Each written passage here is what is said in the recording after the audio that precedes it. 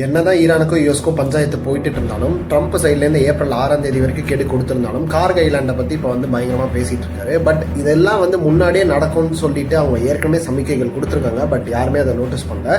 So முதல்ல வந்து பார்த்தீங்கன்னா 2025 ட்ரம்ப் அவர்கள் பிரசிடென்ட்டாக பதவி ஏற்கிறதுக்கு முன்னாடி நாளே வந்து மார்க்கோ ரூபியோ, அதாவது இன்னைக்கு செக்யூரிட்டி அட்வைசராக இருக்கிற மார்க்கோ ரூபியோ அவர்கள் ட்ரம்ப் அவர்கள்ட்ட முக்கியமான சில ரிப்போர்ட்ஸை கொடுக்குறாங்க. ஸோ என்ன ரிப்போர்ட்ஸ் அதில் முதல்லனா ஐஏ இன்டர்நேஷனல் எனர்ஜி ஏஜென்சி கொடுத்த ரிப்போர்ட் படி எந்தெந்த கண்ட்ரீஸ்ல எவ்வளோ ஆயில் ப்ரொடக்ஷன் இருக்குது அண்ட் எவ்வளோ ஆயில் வந்து வச்சிருக்காங்க capacity, and moreover oil and எலக்ட்ரிசிட்டிஸ்லாம் இல்லைனா எவ்வளோ நாள் வந்து இந்த கண்ட்ரீஸ்லாம் சர்வை பண்ணும் அப்படின்ற அந்த ரிப்போர்ட்டை வந்து ட்ரம்ப் அவர்கள்ட்ட கொடுக்கும்போது இந்த ஆயில் ரிசர்வ்ஸில் வந்து பார்த்தீங்கன்னா ஹையஸ்ட்டாக ஃபர்ஸ்ட் இருக்கிறது வெனிசுலா தான். ஸோ கிட்டத்தட்ட 800+ இயர்ஸ் வந்து பார்த்தீங்கன்னா அவங்களோட ரிசர்வ்ஸ் வந்து இருக்குது.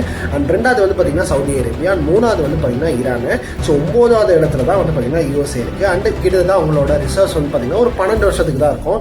ஸோ எப்படியாவது வந்து இந்த ஆதிக்கத்தை செலுத்தி எவனையாவது இந்த டாப் 3ல இருக்கிற எவனையாவது நம்ம கண்ட்ரோலில் கொண்டு வந்துட்டோம்னா நம்மளுக்கு சுத்தமாக ஜாலியாகிடும் அப்படின்னு சொல்லிட்டு அவங்களுக்கு அட்வைஸ் கொடுக்கப்பட்டிருக்கு ட்ரம்ப் அவர்கள்ட்ட.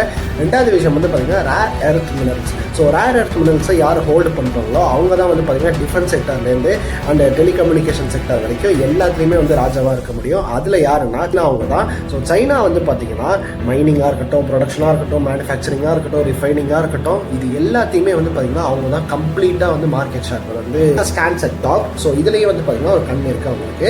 மூணாவது வந்து பார்த்தீங்கன்னா IMF ரிப்போர்ட். ஸோ IMF ரிப்போர்ட்டை பொறுத்த வரைக்கும் 1995லேருந்தே வந்து பார்த்தீங்கன்னா யூஎஸோட எக்கனாமி வந்து டவுன் ட்ராடனாக தான் போயிட்டு இருக்கு. ஜிடிபிலாம் ரொம்ப கம்மியாகிட்டு தான் இருக்குன்றது ஒரு ரிப்போர்ட் இருக்குது.